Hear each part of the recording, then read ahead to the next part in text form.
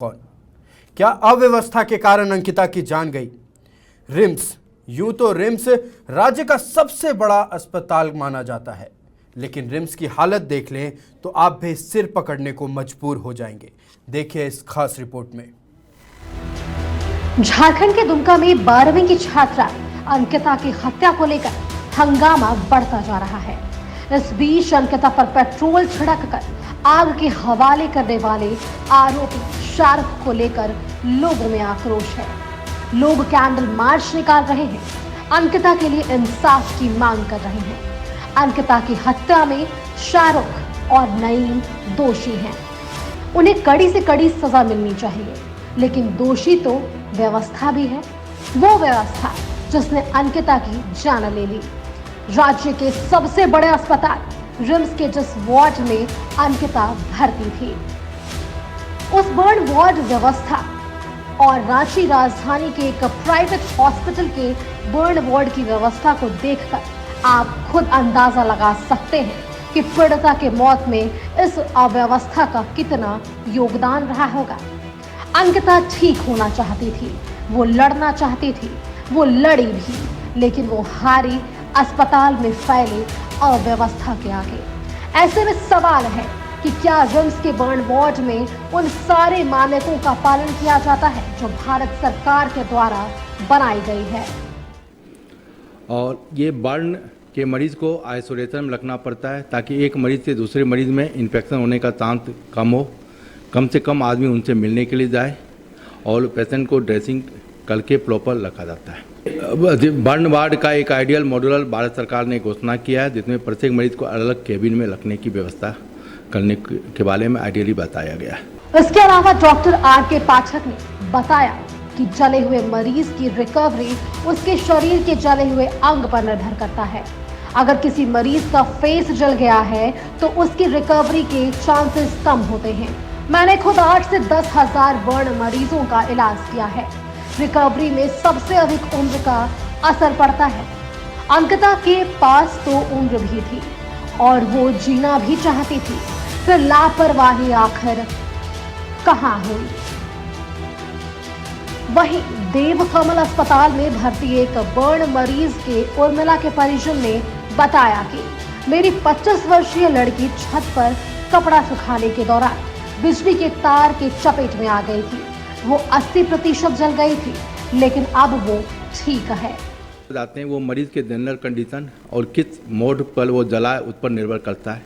अगर किसी मरीज का अगर फेस काफ़ी जला हो या पेट्रोल के कारण, मान लीजिए केमिकल के कारण अगर बर्न हुआ हो, अगर पेशेंट 2% 5% बर्न होने पर उस कंडीशन में धुआं के कारण फेफड़ा जल जाती है और मौत होने की संभावना होती है। जैसे पूरा जैसे डॉक्टर आप लोग करते हैं उस तरह किया, तब उसको होश आया है, तब उसको मतलब यहाँ लेके आया है। कितना परसेंटेज जली थी? यहाँ आने के बाद यहाँ मतलब कि 80% जल चुकी थी। अच्छा, आप कैसी है? हाँ? आप कैसी है? अभी तो ठीक है। ठीक है। हाँ, अभी कितना ठीक। उम्र है लड़की की? 25 का। अंकिता तो सिर्फ 45% ही जली थी, लेकिन फिर भी उसकी जान नहीं बच सकी। इस व्यवस्था पर शर्म आनी चाहिए। यहाँ चेहरा चमकाने की राजनीति तो होती है, लेकिन कोई व्यवस्था में सुधार की बात नहीं करता। राज्य के सबसे बड़े अस्पताल रिम्स में फैली ये अव्यवस्था बताती है कि अंकिता की मौत में इस अव्यवस्था का भी योगदान है। दुमका की अंकिता मौत मामले में लगातार सियासत जारी है। हालांकि जो आरोपी शाहरुख था उसे पुलिस ने गिरफ्तार कर लिया है। मुख्यमंत्री ने भी परिवार वालों को 10 लाख रुपया मुआवजा के तौर पे दे दिया है। हम पूरी खबर में 2 तस्वीरें आपको दिखाएं। एक रिम्स की तस्वीर थी और एक प्राइवेट हॉस्पिटल की तस्वीर थी। दोनों तस्वीरों को आप देखकर अंदाज़ा लगा सकते हैं कि जो बर्न वार्ड हैं किस तरीके के होने चाहिए और जो रिम्स में थे वो किस तरीके के थे। अपने सहयोगी तापस के साथ मैं राहुल कुमार, लाइव से रांची। देखा आपने इस खास रिपोर्ट में कैसे अंकिता की जान अव्यवस्था के कारण गई। बर्न वार्ड में एसी तो लगाए गए हैं, लेकिन चारों के चारों एसी खराब पड़े हैं। यूं तो बताया जाता है कि 80% भी झुलसी हुई महिला का रिकवरी हुआ, लेकिन 45% जली हुई अंकिता को डॉक्टर बचा नहीं पाए। इन सारी बातों पर प्रकाश डालने के लिए। और जब रिम्स का जायजा लिया हमारे संवाददाता राहुल ने, तो क्या कुछ वहां पाया, इस सारी बातों की जानकारी राहुल हमसे साझा करेंगे। राहुल, जब आप रिम्स का जायजा लिए तो आपने क्या क्या अव्यवस्था वहां पर देखा? देखिए, रिम्स का जब हमने जायजा लिया, रिम्स के बर्न वार्ड का जब जायजा लिया, तो वहाँ की स्थिति जो वर्तमान में बनी हुई है, अगर हम कहें कि जो बर्न वार्ड का गाइडलाइन होता है, जिस तरीके के मानक होते हैं बर्न वार्ड के, वो मानक कहीं न कहीं पूरा होता दिखाई नहीं दिया। रिम्स की जो व्यवस्था कहें और रिम्स हॉस्पिटल की अगर बात करें तो राज्य का सबसे बड़ा हॉस्पिटल है और पूरे राज्य से यहाँ पे मरीज इलाज के लिए आते हैं। इसके अलावा अन्य राज्यों से भी यहाँ पे उड़ीसा और पश्चिम बंगाल से जो सटे ज़िले हैं उनके रिम्स आते हैं। लेकिन रिम्स की अभी स्थिति बर्न वार्ड की अगर कहेंगे तो पूरी तरीके से ध्वस्त है। उसके साथ ही अगर पूरे राज्य की हम बात करें तो पूरे राज्य के जो जिला अस्पताल है वहाँ पर बर्न यूनिट की व्यवस्था नहीं है। ऐसे ही इलाज जो प्राथमिक उपचार है जले हुए व्यक्तियों का, मरीजों का किया जाता है और उन्हें रिम्स रेफर कर दिया जाता है। सवाल यही बनता है, क्या अंकिता सिंह जो जली थी, रिम्स में एडमिट हुई थी, अगर उनको उचित इलाज मिलता तो क्या बस बचाई जा सकती थी? जिस तरीके से पोस्टमार्टम रिपोर्ट में एक बात सामने आई है कि इन्फेक्शन होने के कारण एक मृत्यु हुई है, इन्फेक्शन होने के कारण उनके पूरे शरीर में मवाद बस बन गया था। तो एक बड़ा सवाल अब स्वास्थ्य महकमे पे खड़ा होता है, क्योंकि लगातार रिम्स को लेकर बातें सामने आती है, हाई कोर्ट संज्ञान में लेता है, हाई कोर्ट लगातार अब व्यवस्थाओं को दुरुस्त करने की बात करता है। हालांकि मौत के बाद जो बन्ना गुप्ता हैं सूबे के स्वास्थ्य मंत्री, उन्होंने खेद जताया, लेकिन रिम्स की जो व्यवस्था है, अव्यवस्था है, उसे सुधारने की किसी तरह की बात नहीं कही। वहीं अगर हम आज की बात करें तो रिम्स के अलावा एक और अस्पताल का हमने जायजा लिया कि बर्न वार्ड की क्या स्थिति है, किस तरीके का बर्न वार्ड होता है। काफ़ी अंतर दिखाई दिया दोनों जगहों में। जो बर्न वार्ड होता है, अगर हम कहें कि स्पेशली एक बर्न वार्ड में सिर्फ एक मरीज़ को एडमिट किया जाता है, उसके साथ ही जो भी उसमें एसी लगाई जाती है, फ़ैन होते हैं, वो कनेक्टेड नहीं होते। जैसे आप देखेंगे बड़े बड़े अस्पतालों ऑफिसों में जो सेंटर एसी होती है, तो बर्न वार्ड में सेंटर एसी नहीं लगाई जाती, या तो स्प्लिट एसी या तो विंडो एसी, इसलिए कि एसी से भी इन्फेक्शन फैलने का आशंका होता। तो ऐसे स्थिति में जो रिम्स की स्थिति है उसके अपेक्षा अगर प्राइवेट अस्पतालों की हम बात करें तो अच्छी स्थिति है, जो मानक है उसको पूरा कर रहे हैं। तो जब सरकार मानक को पूरा नहीं कर रही है और अन्य लोगों को, जो प्राइवेट हॉस्पिटल होते हैं यहाँ, अन्य जो अर्ध सरकारी जो संस्थाएं होती, उनको मानक पूरे करने की बात करते, कहीं न कहीं एक सवाल अब खड़ा होता है कि स्वास्थ्य व्यवस्था जो झारखंड राज्य में है, अंकिता ही नहीं, अंकिता जैसे कई लड़कियां ऐसी होंगी, कई ऐसे मरीज होंगे, किन्हीं न किन्हीं कारण से उनको आग लग जाती है, किसी न किसी कारण वो झुलस जाते हैं, झुलसने के बाद उनका जो इलाज है उचित नहीं मिल पाता है और दम तोड़ देते हैं। तो इस पर सरकार को ध्यान देने की ज़रूरत है, स्वास्थ्य मंत्री को ध्यान देने की ज़रूरत है। महज खेद व्यक्त कर देने या अंकिता के परिवार को राशि मुहैया करा देने, नौकरी दे देने या कोई भी चीज़ दे देने से वो भरपाई नहीं होती, क्योंकि जिसके घर का एक सदस्य जाता है, ये बड़ा चीज़ होता है, बड़ा दुखद होता है। इस अव्यवस्था को दूर करने की ज़रूरत है और इस अव्यवस्था को लेकर भी जनता को सड़कों पे आना चाहिए। जिस तरीके से आक्रोश अंकिता के मौत पे जताया जा रहा है, उसी तरह से इस स्वास्थ्य में फैली अव्यवस्था को लेकर भी लोगों को सड़कों पे आना चाहिए। हालांकि सरकारें हमेशा अच्छी स्वास्थ्य व्यवस्था, सड़कें, जो भी आम लोगों से जुड़ी व्यवस्थाएं होती है उसका वादा करके सत्ता में आती है, लेकिन सत्ता में आने के बाद ये सारी चीज़ें भूल जाती है। इन सारी चीज़ों पर भी एक फोकस होना चाहिए और जनता को जिस तरीके से अंकिता की हम कह सकते हैं कि इलाज के अभाव में जो मौत हुई है, ये अगली पुनरावृत्ति न हो इस तरह की घटना को, इस पर भी लोगों को ध्यान देना चाहिए, सरकार को ध्यान देना चाहिए और स्वास्थ्य मंत्री को ध्यान देना चाहिए। जी 2 दिन पहले ही स्वास्थ्य मंत्री बन्ना गुप्ता एसिड अटैक की पीड़िता से मिलने रिम्स पहुंचे थे।